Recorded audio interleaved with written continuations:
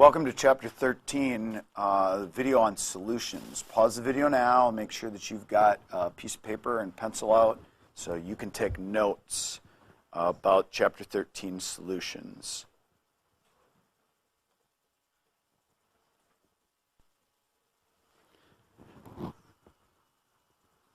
In solutions, there are several basic rules. One of them is that like dissolves like, and knowing the polarity of the solute and the solvent is critical in deciding whether or not something will dissolve something else. And polar things like to dissolve polar things, non-polar things like to dissolve non-polar things. So knowing the polarity of the solute and the solvent are critical in deciding if a solution will actually form.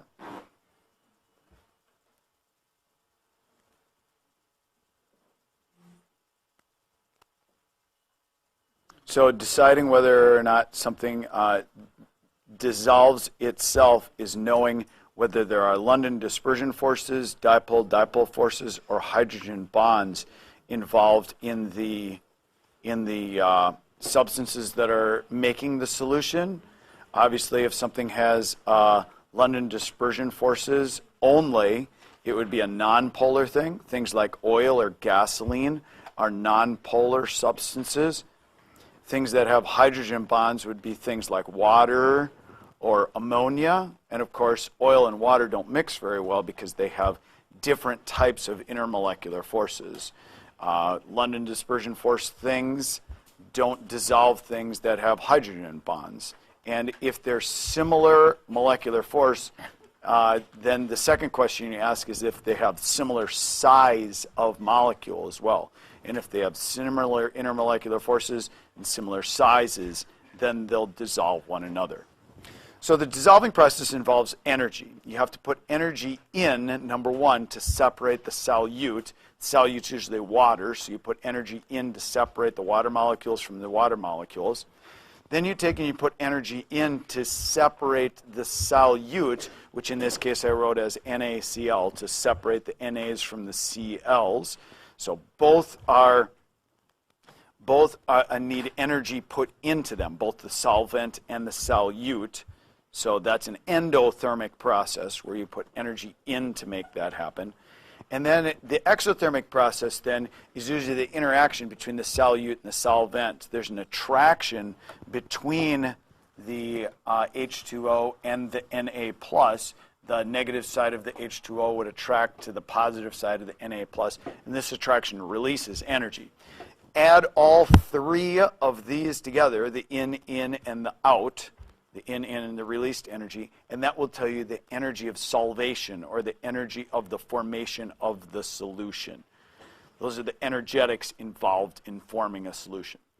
Temperature affects whether a solution will form or not. And solution formation is generally, when you're doing a solution that's formed in water, as you increase the temperature, substances become more soluble. Solid substances dissolve in hot water, usually generally better than solutions in cold water. There's a graph in your textbook, and this is in section 13.4 of the Brown-Lemay-Burston 10th edition. You can see how temperature affects the solution formation of various substances. Take a look at KNO3. You'll see that as the temperature goes up, KNO3, the green line there, goes up dramatically. And notice that when you're reading a graph like this, just like with every other graph that you read in chemistry, look at the axes first. Notice temperatures on the horizontal axis. Solubility in grams of salt per 100 grams of water is on the vertical axis. So notice what units are given, and then you can take a look at the graph itself and decide what they want to know. So if you look at the graph at, for example, KNO3 right here, and a question asked you at 40 degrees Celsius, how much KNO3 would dissolve? Find 40 degrees Celsius, look over to the solubility, and you'd see that 60 grams would dissolve because that's where the line meets for KNO3. So the solubility curve graph right there of temperature versus solubility, you can see that generally solubility increases with temperature, and as with KNO3, if you increase the temperature then, you can see that more of it dissolves.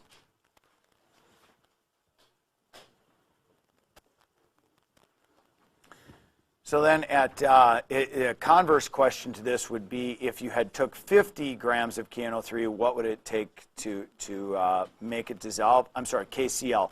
50 grams of KCl to make it dissolve. It would be at about 75 degrees Celsius to dissolve the whole thing. You can follow it over to the KCl line, and you can see at 50 degrees Celsius, you'd approximately get that much that dissolved. So you can follow that line across and see that above that line, there's a certain amount that would not dissolve. Below, at that line, you'd be at what's called a saturated solution. And then below that line, you'd have an unsaturated solution. You could dissolve more in it as well. So temperature, generally for solids, increases, solubility increases as temperature increases.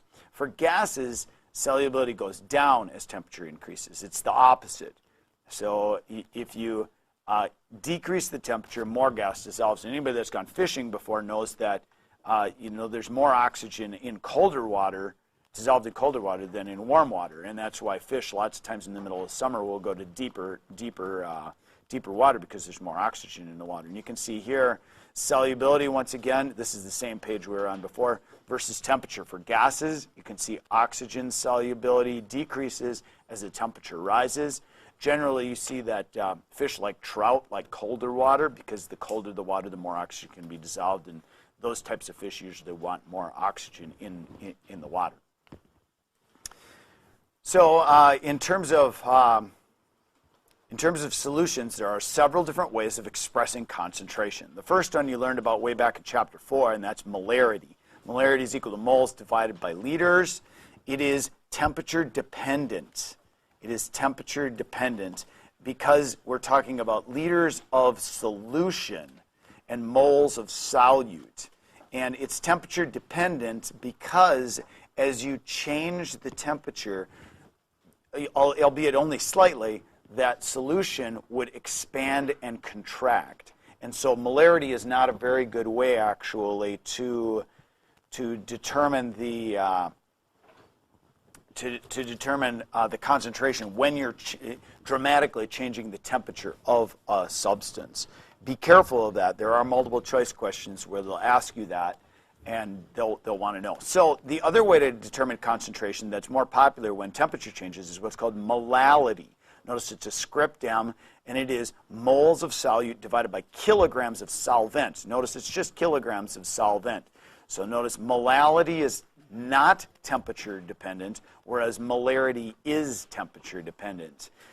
Molarity is temperature dependent, once again, because the solution expands and contracts, whereas the molality is not, because your kilograms of solvent stays constant as long as some of it doesn't evaporate. And so molality is used much more often when you have a wide range of temperatures. Many times molarity and molality are similar to one another, especially if you keep the temperature constant. But if the temperature is changing, molality is used a lot more. Generally, we say that the solutions made with water have a density of approximately 1, and this is what makes the molarity and the molality close to one another. But of course, if you change the temperature, water's density can be a little bit different as well. Another way of expressing concentration is called the mole fraction. Mole fraction is equal to the part of moles that you're interested in divided by the total moles. Cool part of that is that it has no units on mole fraction. We've studied mole fraction back in gas laws in Chapter 10 as well. Solutions are a consequence of solutions are 4 different colligative properties. The first one is vapor pressure lowering. Vapor pressure lowering is governed by something called Raoult's law. And Raoult's law is the pressure of that sample of substance, we'll call it A, that's the vapor pressure, is equal to the mole fraction of that substance times the original vapor pressure of that solute, or the portion of the solution that you're interested in. You can see right here in your textbook, this is in Brownlow-Mayburst 10th edition once again, that the vapor pressure of the solvent, right here, you can see is illustrated by having lots of the little gas particles flying around that are coming out of the solution. That illustrates that there's pressure above that solvent because some of it is turned into a gas.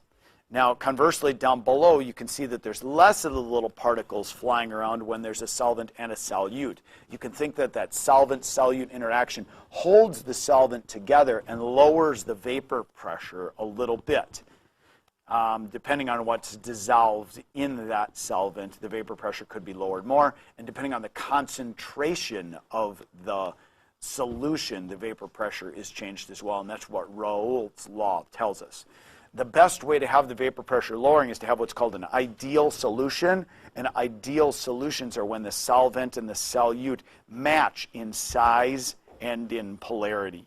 There was a question, I believe in 2002, that had solute and solvent, and it asked which one's the most ideal solution, and that was ones that matched in solute and solvent.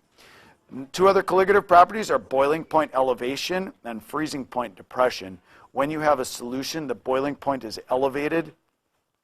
Boiling point is elevated, and when you have a solution, the freezing point is depressed. The more particles, the more the boiling point is elevated, or the more the freezing point is reduced. And this is what we do with our ice in the winter. We dump salt on the ice, creating a solution that lowers the freezing point. When the freezing point is depressed, then, of course, it melts at a lower temperature, and therefore we can melt our ice by dumping salt on the ice. Boiling point elevation, same thing. You can boil water at a higher temperature by adding other particles to the water, and the more particles you have, the higher the boiling point of the solution.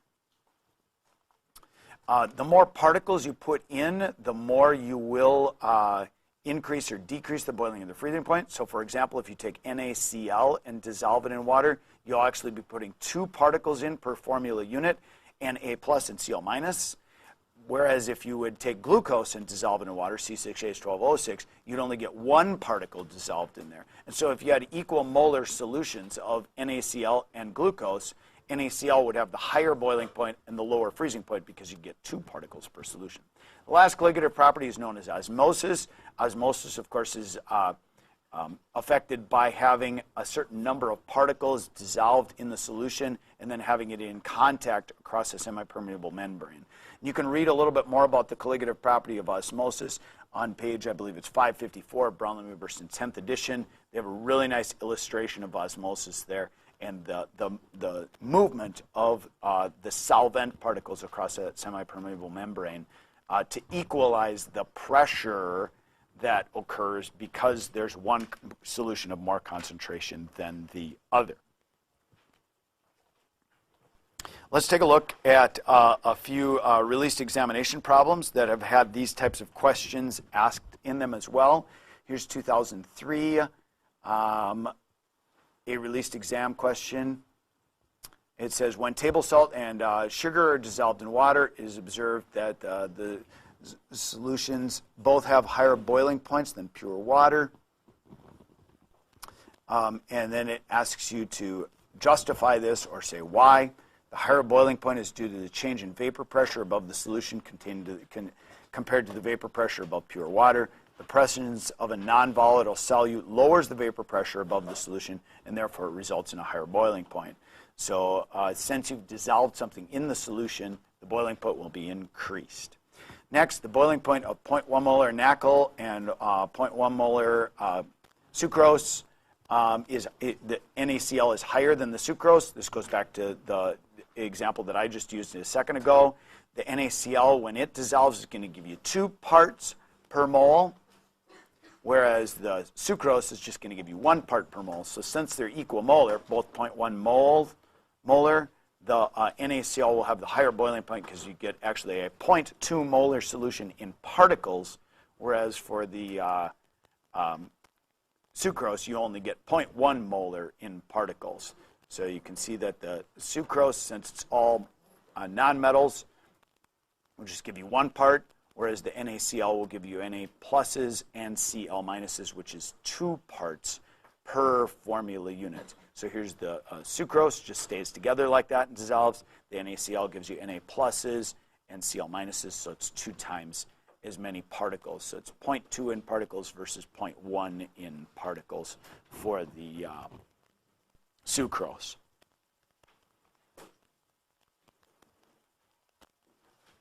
That's the colligative properties problem. They don't show up that often, but there have been a few in the past.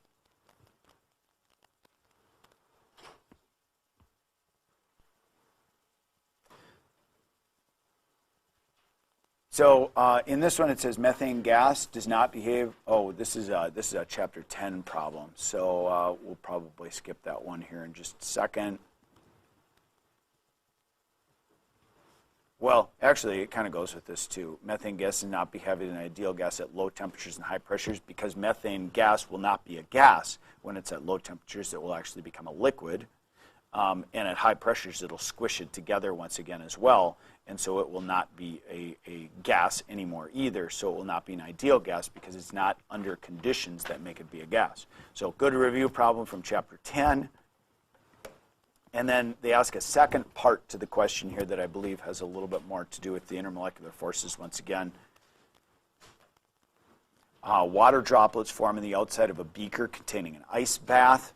Why does that happen? Well, water vapor in the air in contact with the lower temperature on the surface of the glass condenses because the vapor pressure of water at the lower temperature is lower than the pressure exerted by the water in the vapor phase in the room. And so you can think of it as that water vapor in the room is at, say, 70 degrees Fahrenheit, whereas the ice water, of course, is 32 Fahrenheit. And so that water vapor that's in the air comes in contact with the ice water and it gets cold, and therefore it goes from a gas to a liquid. That's an intermolecular forces type problem, but you know, it's a good review of the forces that cause the colligative properties and substances in solution as well. So know your concentrations, know your colligative properties from chapter 13, and good luck with your solutions problems.